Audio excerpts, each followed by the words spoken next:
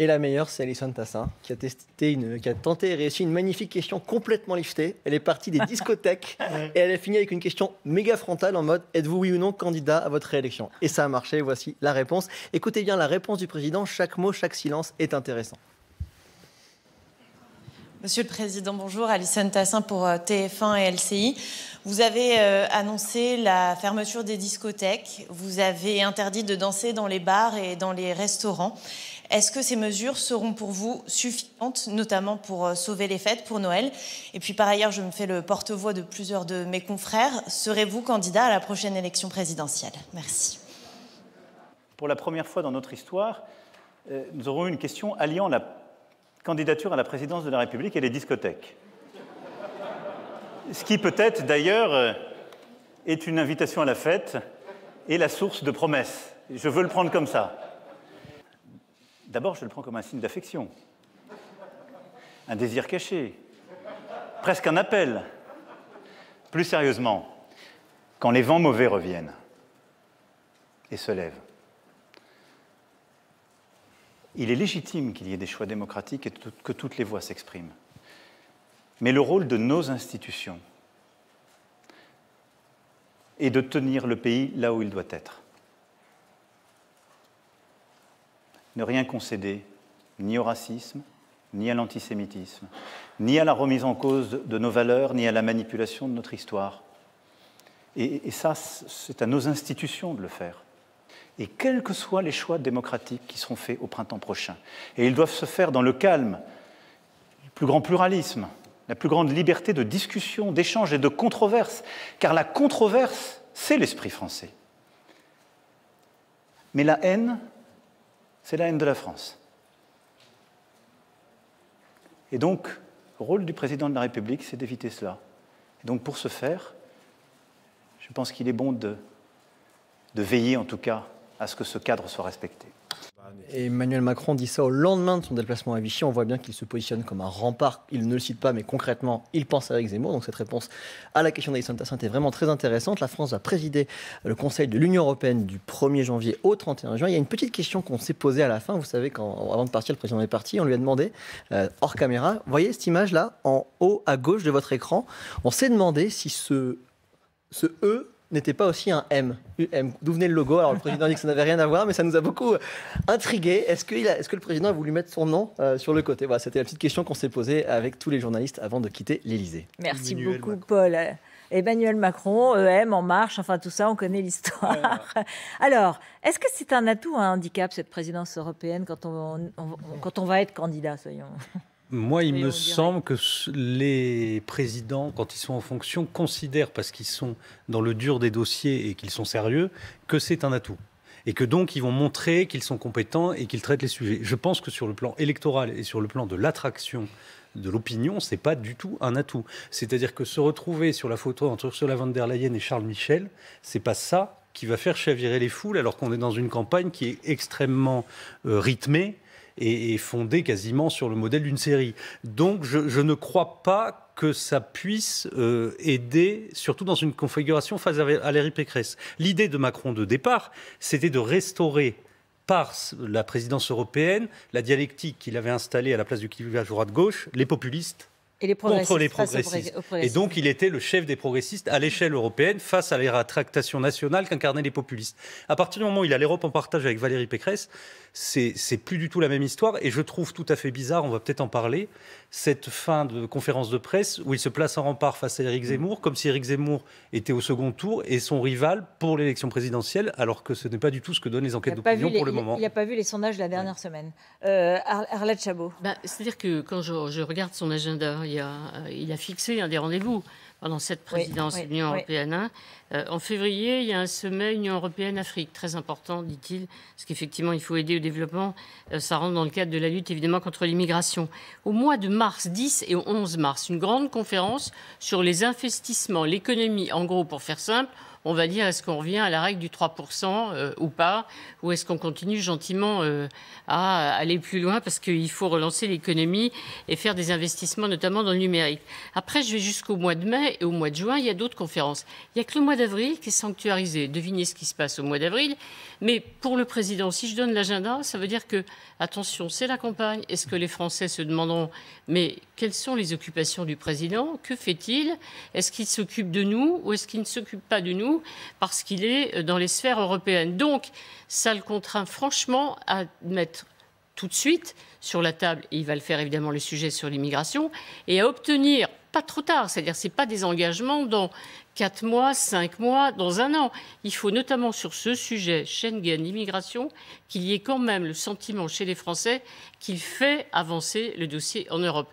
Sinon, ça va être très compliqué pour lui. Parce qu'il faut qu'il renverse ce télescopage à son avantage. Il faut qu'en fait, en parlant d'Europe, il parle de France. Mais bien sûr. Mais N'oublions pas déjà qu'il ait des résultats, comme le dit Arlette. L'Europe a toujours été un marqueur d'Emmanuel Macron depuis le démarrage de son quinquennat, même quand il était candidat. Ça faisait vraiment partie de son ADN. Hein. On voit que c'était le plus européen des candidats déjà en 2017. Donc il est vraiment dans cette lignée-là. Ça joue plutôt, moi je trouve que c'est une chance pour lui d'être justement sur cette fin de mandat, d'être président de l'Europe. Parce que d'abord ça montre qu'il est totalement aligné par rapport à son credo. Mais surtout, je trouve qu'il y a une transposition assez idéale entre son instinct de président protecteur qu'il essaie d'avoir en France et ce qu'il a dit cet après-midi. Il voulait être aussi un président protecteur au niveau de l'Europe.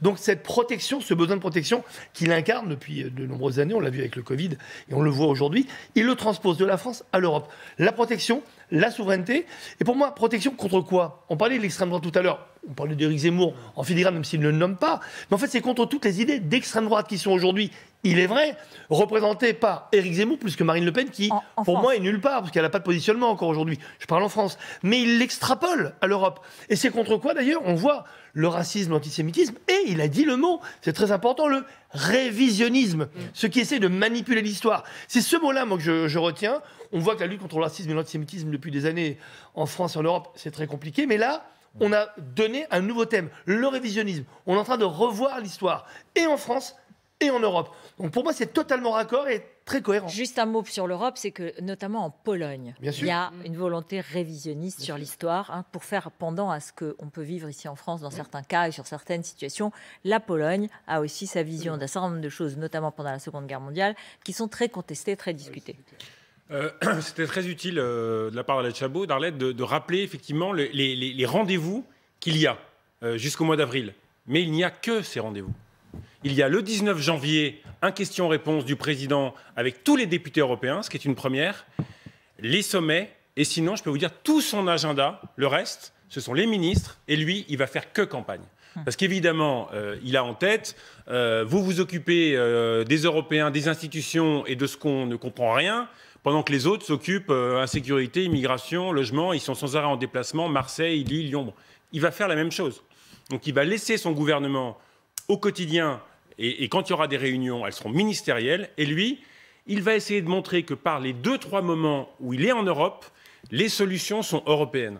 Et ça va être un très très grand défi, c'est-à-dire qu'il va dire les solutions, vos problèmes concrets, immigration, insécurité et autres, vaccins, grâce à l'Europe, on a eu les vaccins, on les a recommandés seuls, on ne les aurait pas eus. On a mis le temps. Hein, mais voilà. Oui, mais bon, in fine, quand même, bon. Vos problèmes, on n'est pas Israël ou la Suisse, on est quand même moins bon. Hein. Nos problèmes, c'est que si, au niveau européen, on arrive à les entraîner. Les solutions nationales, franchement, à 66 millions, dans le monde de demain, c'est impossible. Et il considère que le vaste espace central et son électorat est plus large, il doit les convaincre que c'est ensemble qu'on résoudra les problèmes quotidiens. Mais elle doit bien démarrer. Il faut que dans les premières réunions, ça se passe bien. Vous parlez du fond et ça vous honore. Et c'est un débat passionnant de savoir si les choses doivent se régler à l'échelle de l'État-nation ou à l'échelle de l'Europe. Ah oui. Mais je crois quand même que le premier objet symbolique de cette présidence européenne, c'était créer un effet de contraste vis-à-vis de ses concurrents en disant « je suis presque un présidentiel au carré ».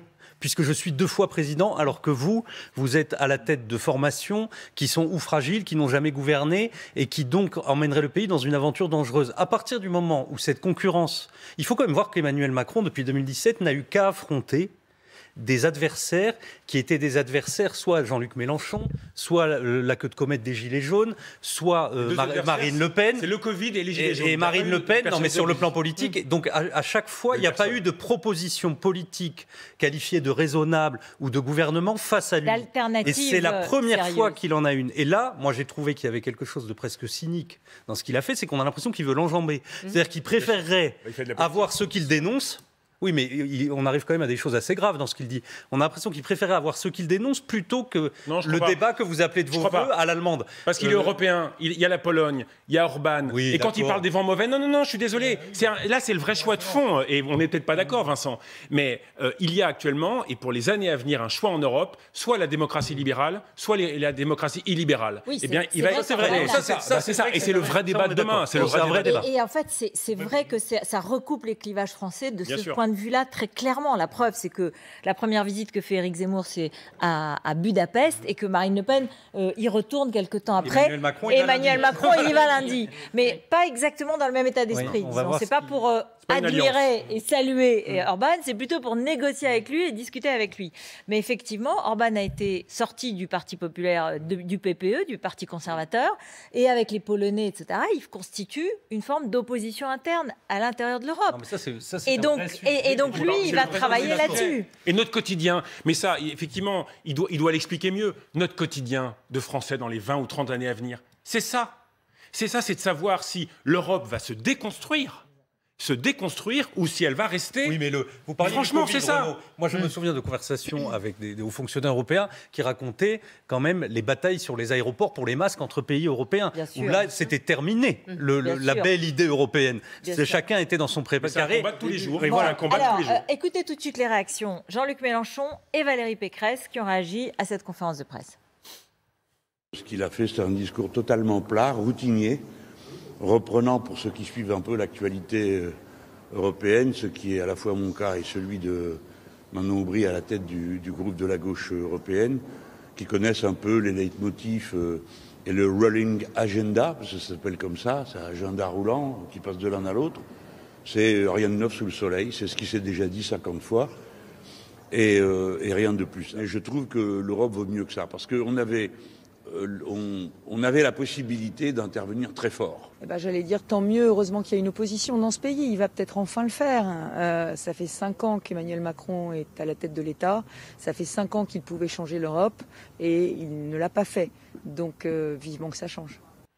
Voilà, Valérie Pécresse qui a publié une tribune cet après-midi dans le journal Le Monde, dans lequel elle dit « Je me battrai pour la force de l'Europe comme pour la force de la France ». Et elle lui reproche à Emmanuel Macron de donner des leçons. Elle dit qu'elle sera prête à construire des coalitions et que chacun des grands ministres aura à ses côtés un secrétaire d'État chargé d'aller défendre les intérêts de son ministère à Bruxelles. Et elle annonce déjà qu'elle va se rendre dans plusieurs capitales européennes. Alors c'est ça, l'opposition assez concrète et assez solide à cette heure-ci. Après, ça peut s'écrouler. On n'est que, comme vous le disiez, on est dans une série télé. Tous les jours, il y a un épisode. On le suit ici. C'est tout à fait passionnant. Et voilà. Et c'est vrai qu'on ne sait pas ce qui va se passer. Mais à cette heure-ci, le fait de dégainer une tribune en 3 jours, elle a été élue samedi. On est jeudi. Elle a, dans le journal du jour, une tribune consistante, dans laquelle d'ailleurs on peut ne pas voir beaucoup de différence avec le programme d'Emmanuel Macron, soyons clairs. Et pas beaucoup d'aspérité. Et pas beaucoup d'aspérité. Le secrétaire d'État attaché, c'est cosmétique, c'est de la com. D'accord, mais c'est vrai. C'est de la blague. Simplement, ça montre qu'elle n'est pas, elle a une position médiane, c'est-à-dire qu'elle va challenger évidemment Emmanuel Macron sur les sujets immigration, et en même temps, elle est européenne, la preuve, parce qu'elle se place dans...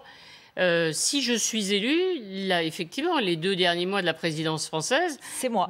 Et voilà, c'est moi. Donc, au fond... C'est bien sûr en termes de com, mais sur le fond, dans la tribune, il n'y a rien. Non, mais il n'y a rien, c'est de la com. C'est pas le sujet, c'est qu'elle s'installe. Et Emmanuel Macron l'ignore totalement, sauf petite allusion à ceux qui ne sont pas à 100% européens. Mais il faut vraiment bien comprendre, ses ennemis, ça reste effectivement Zemmourin et les nationalistes qui dénoncent depuis 5 ans. Il me semble qu'il n'a pas répondu d'ailleurs sur le référendum. Exactement. Qui était la seule question où il pouvait être mis en opposition à la proposition de Valérie Pécresse et il l'a éludé. Ça change d'avoir en face de soi quelqu'un qui a des propositions concrètes. C'est un exemple, l'Europe, mais franchement, elle va très vite. Non, mais c'est surtout qu'elle crédibilise elle conforte sa candidature par rapport aux protestataires, entre guillemets.